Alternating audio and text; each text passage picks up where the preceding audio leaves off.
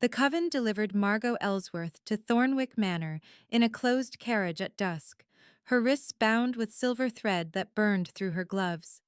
She had been their youngest member for 3 years, trusted with minor enchantments and herb gathering, never told why the elder witches met in locked chambers or why certain names were never spoken aloud. Now she knew. They had betrayed someone powerful centuries ago, and the debt had finally come due. "He asked for one of us," the high priestess had said that morning, her face gray as ash. "A witch of our bloodline, delivered willingly, to settle what we owe. You are unmarried. You have no children. The choice is made." Margot had not been given time to pack. They stripped her of her grimoire, her mother's pendant, even her cloak. The silver bindings were meant to suppress her magic, but she could still feel it coiled beneath her skin, like a serpent waiting to strike. She was 28 years old. She had survived a fever that killed her sister, a fire that took her childhood home, and 3 years of learning magic from women who had just sold her to a vampire lord. She would survive this too. The carriage stopped. The door opened. A man stood silhouetted against the manor's lit windows, tall, broad-shouldered, dressed in black that seemed to drink the twilight. His face was angular, severe, with eyes the color of winter storms. He looked at her as though she were a puzzle he had been trying to solve for a very long time. "Unbind her," he said. His voice was low, controlled, but something beneath it made the coachman flinch. "My lord," the coven said, "I do not take orders from the coven. Unbind her. Now."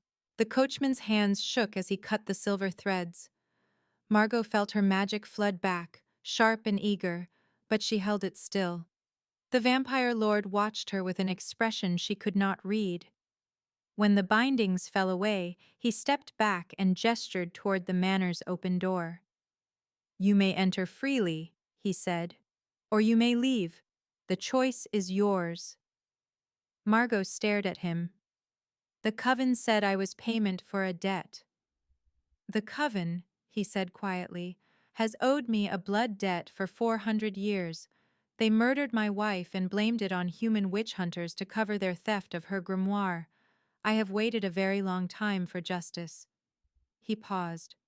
"But I do not collect debts by enslaving the innocent. If you wish to leave, I will provide you with funds and safe passage to any city in Europe." Her legs had already mapped the exit.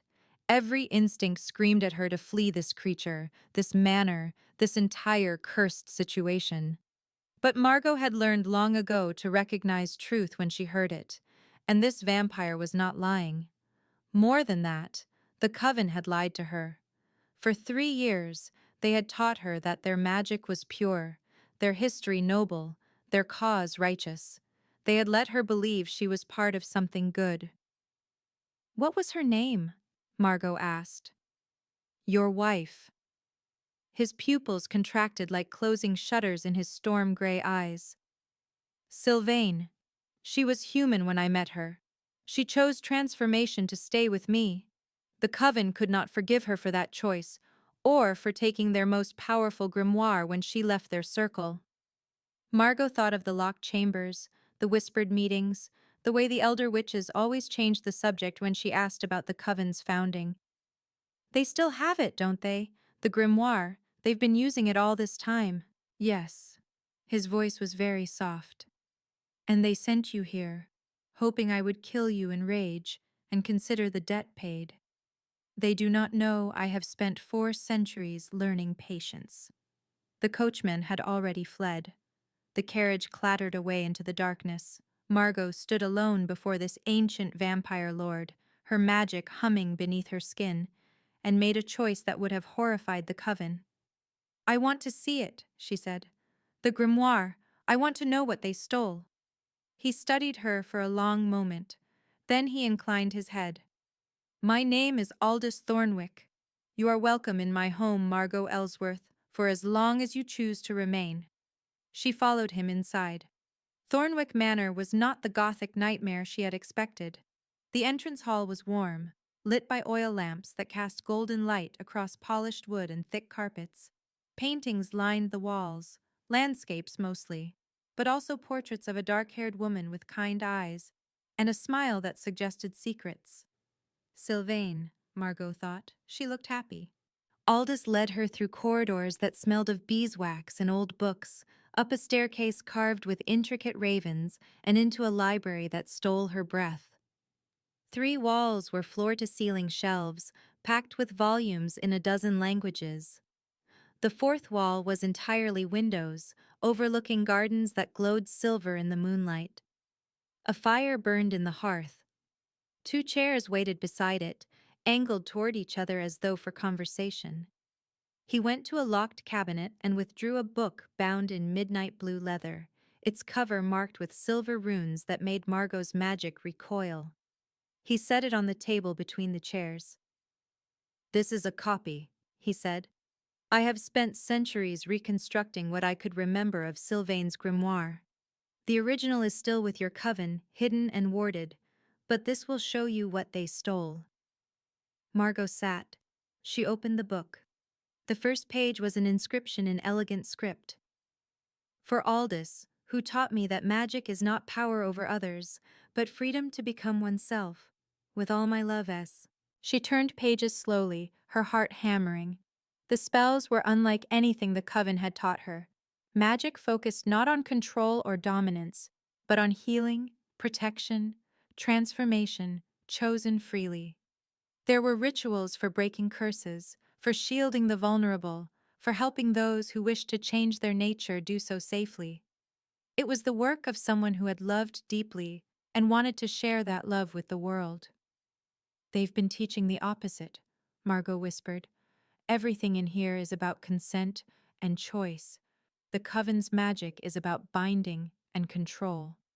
"Yes."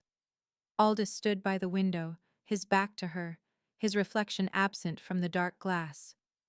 "Sylvain believed magic should serve life, not dominate it. The coven believed magic should serve the coven. When she left and took this knowledge with her, they hunted her. They killed her in front of me and burned her body so she could not rise as vampire. Then they told the local magistrate that witch hunters had done it." Margot felt something cold settle in her chest. "You've been waiting 400 years to make them pay." "I have been waiting 400 years for them to send me someone who deserved the truth." He turned to face her. "You are not responsible for their crimes, Margot. You owe me nothing. But if you wish to help me retrieve the original grimoire and expose what they have done, I will teach you everything Sylvain knew. I will help you become the witch you were meant to be, not the one they tried to make you." She should have been afraid. He was an ancient vampire, powerful enough to have survived 4 centuries of waiting, patient enough to have reconstructed an entire grimoire from memory. But when she looked at him, she saw only grief held in check by iron will, and a hope so fragile he barely dared acknowledge it. "Teach me," she said. The lessons began that night. Aldous was a meticulous teacher, explaining each spell's theory before demonstrating its practice. He had no magic of his own. Vampirism had burned it out of him when he transformed. But he remembered everything Sylvain had taught him, every conversation they had shared about the nature of power and choice. Margot learned quickly. The coven's training had given her discipline. Aldous gave her purpose. 3 nights later, she woke from a nightmare to find him standing in her doorway, his expression concerned. "You cried out," he said quietly. "Forgive the intrusion. I wanted to ensure you were safe." Margot sat up, her heart still racing. "I dreamed the coven found me. They dragged me back and burned my hands for touching forbidden magic." He was silent for a moment. Then he said, "They cannot reach you here. This manor is warded with protections Sylvain and I built together. No witch of that bloodline can cross the threshold uninvited." "But I crossed it. You were not acting of your own will when you arrived. The invitation I extended afterward was genuine. You are safe here, Margot. I give you my word." She believed him. That was the strangest part. She had known him less than a week, and she trusted him more than she had ever trusted the women who raised her in magic. "Tell me about her," Margot said. "Sylvain, what was she like?" Aldous leaned against the door frame, his expression softening in the dim light. Stubborn. Brilliant. She laughed at my brooding and made me remember what joy felt like. She loved thunderstorms and terrible puns and the way moonlight looked on water. She chose to become vampire not because she feared death, but because she wanted more time to learn, to grow, to love. The Coven could not understand that. They saw her choice as betrayal. It wasn't, Margot said fiercely. It was freedom. Yes. His voice was very soft. She would have liked you. Something warm unfurled in Margot's chest, dangerous and undeniable. She pushed it down. This was not the time. She was here to learn, to help him retrieve the grimoire, to expose the Coven's lies. Nothing more. But when he bid her good night and turned to leave, she found herself saying, "Aldous?" He paused. "Thank you. For giving me a choice, for teaching me the truth." He looked back at her and for a moment the careful control slipped. She saw loneliness there, and longing, and something that might have been hope. Then he nodded and disappeared into the shadows. Margot did not sleep again that night. By the end of the second week, she could cast a shield strong enough to deflect crossbow bolts. By the end of the third, she had mastered the scrying spell that would let her locate the original grimoire. They worked together in the library each night, their conversations ranging from magical theory to philosophy to the small, ordinary details of their lives. She learned that he played piano beautifully, but refused to perform for audiences. He learned that she collected pressed flowers, and had once dreamed of becoming a botanist before her family's ruin made such ambitions impossible. The tension between them grew like a living thing, patient and inexorable. She would catch him watching her as she practiced a spell, his expression unguarded. He would stand too close when demonstrating a wand movement, and she would feel the coolness of his presence like a caress. Neither of them acknowledged it. Neither of them dared. Then the Coven sent an emissary. Margot was in the garden at twilight, gathering nightshade for a potion, when she heard the voice behind her. "Still alive, little Margot? How disappointing." She spun. Octavia Crane stood at the garden gate, her silver hair pinned in an elaborate crown, her expression venomous. She had been the Coven's second, the High Priestess's right hand, and she had always looked at Margot as though she were an insect to be crushed. "The wards," Margot began, "do not extend to the garden boundary. Sloppy work, really. I expected better from the great Lord Thornwick." Octavia smiled, showing too many teeth. "The Coven wants to know why you're still breathing. We sent you here to die. Instead, you've been playing house with a monster." Margot's magic flared, hot and ready.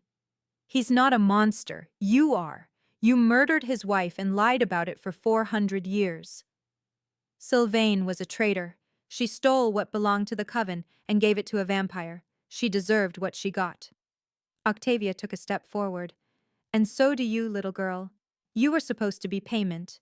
Instead, you've become a problem. Then you should have sent someone more competent to solve it." Aldous' voice cut through the twilight like a blade. He stood between Margot and Octavia, his posture relaxed but his eyes burning with cold fire. "You are trespassing, witch. Leave. Now." Octavia laughed. "Or what? You'll kill me? That would be a declaration of war against the Coven. We are 20 strong, vampire. You are one." "I am one who has had 400 years to prepare." Aldous' voice was soft, almost gentle. "I know every member of your Coven by name, location, and weakness. I know which of you has a gambling debt she cannot pay. I know which of you has been stealing from the Coven's treasury. I know which of you is secretly teaching magic to her daughter, despite the Coven's prohibition on training children under 12. Shall I continue?" Octavia's face went white. "I have been patient," Aldous said. "I have waited for the Coven to send me someone innocent, someone who deserved to know the truth. Margot is that person. If you threaten her again, I will stop being patient. I will expose every secret your Coven has buried. I will bring magistrates and church authorities and human witch hunters down on your heads." And when you are scattered and broken and hunted, I will retrieve Sylvain's grimoire myself and burn your meeting house to the ground. Silence. Even the night birds had stopped singing.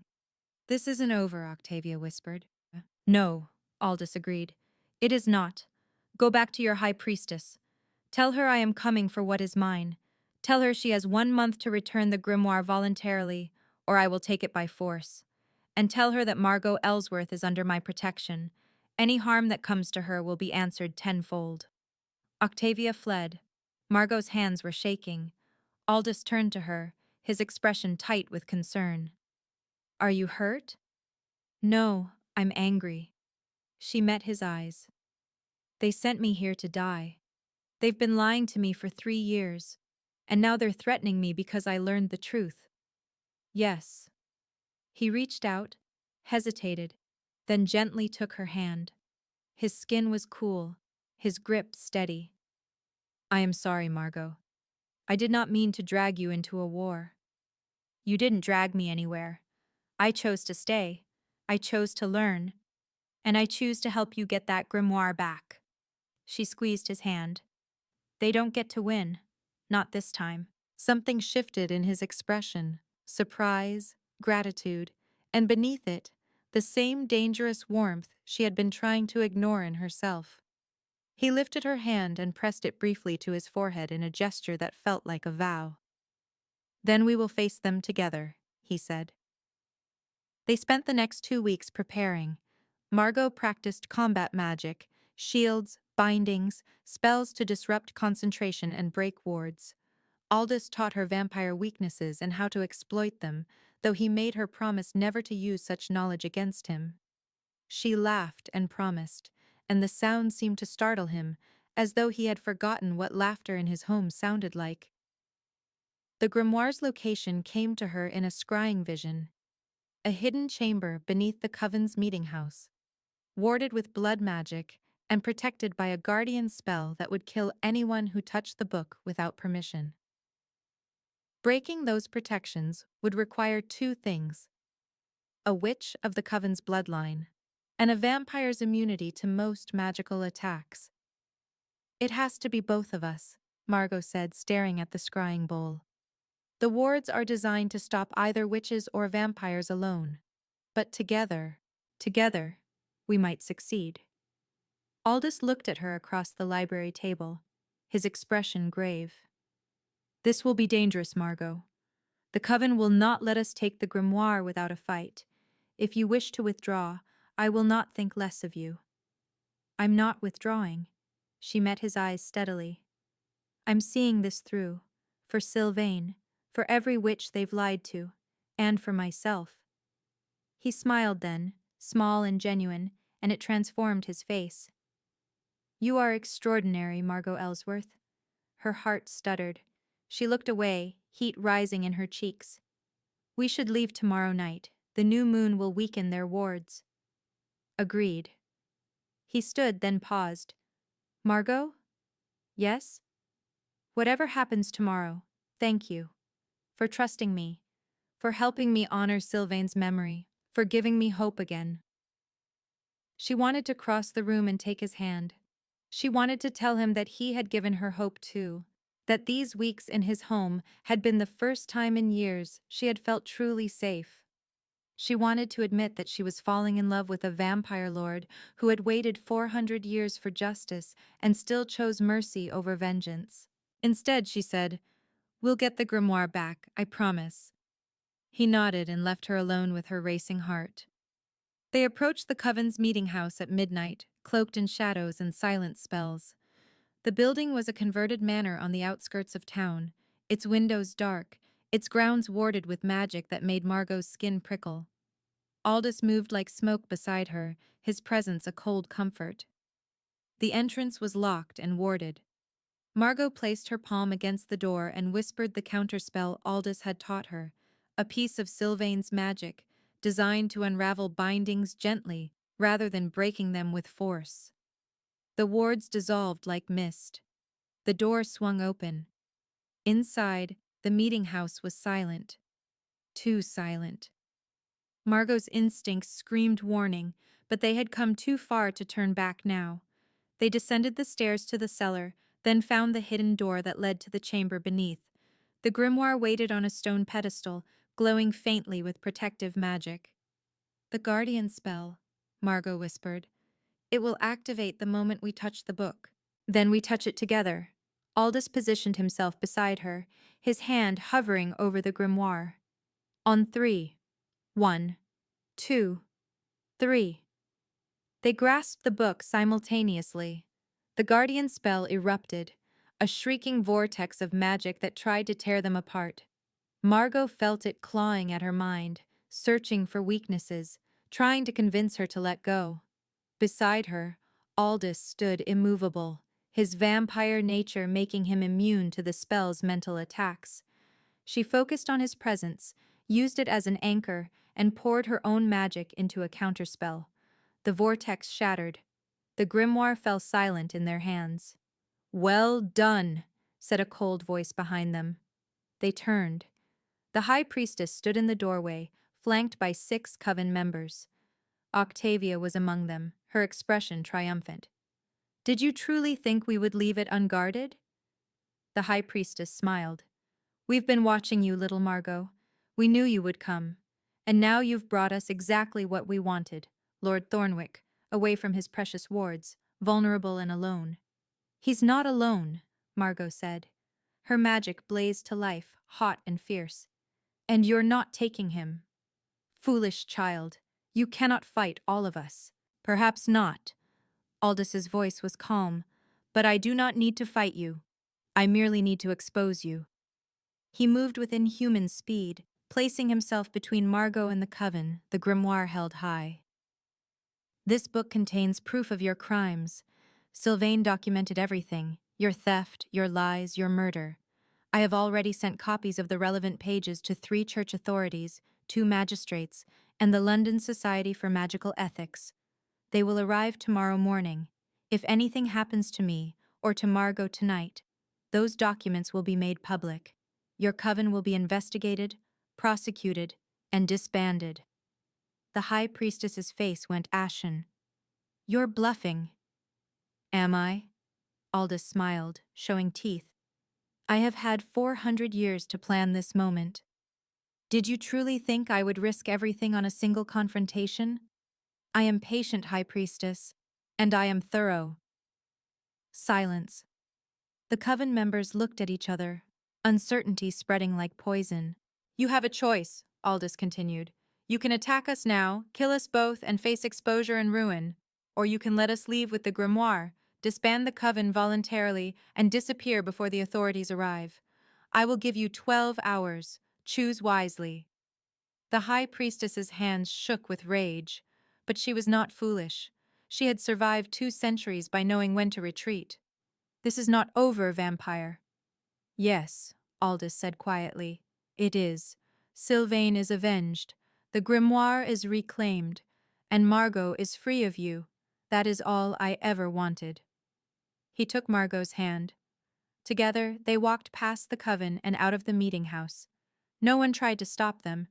They did not speak until they were back at Thornwick Manor, the grimoire safe in Aldous' library, the wards humming with renewed strength.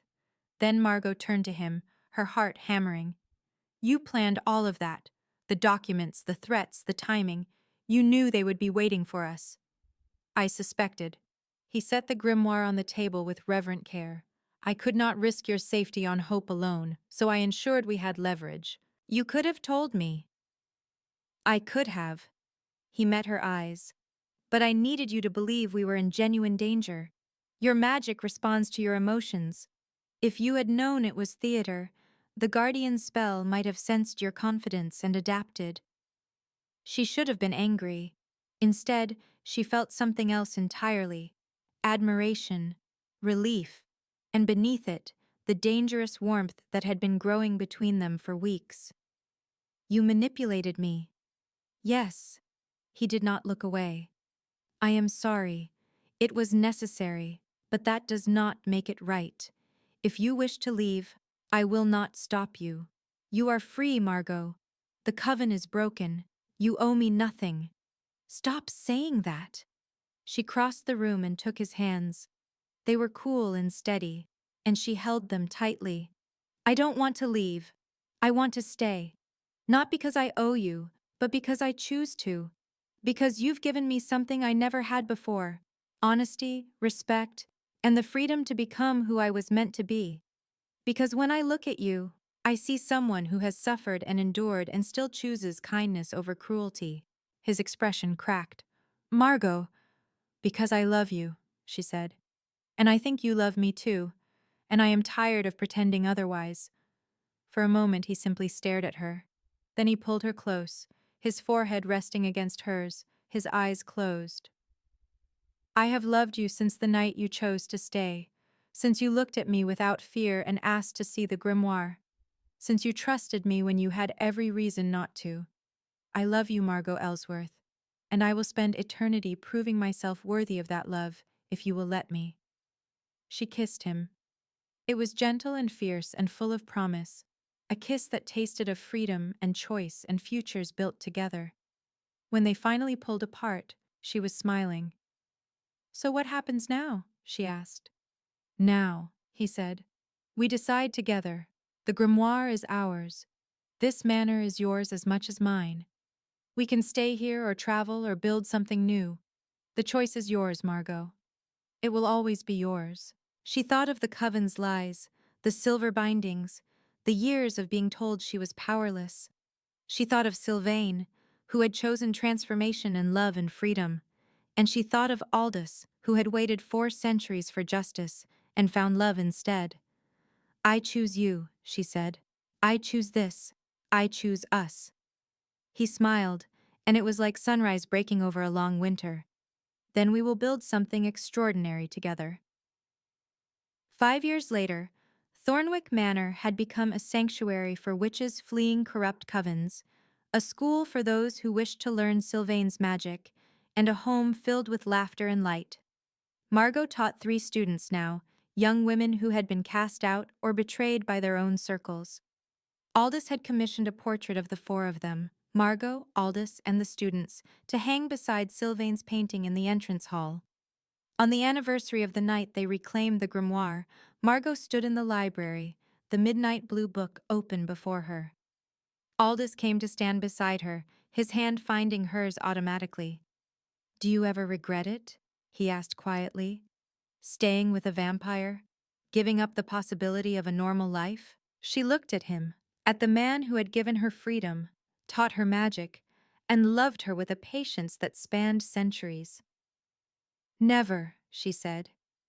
This is the life I was meant for. You are who I was meant to find.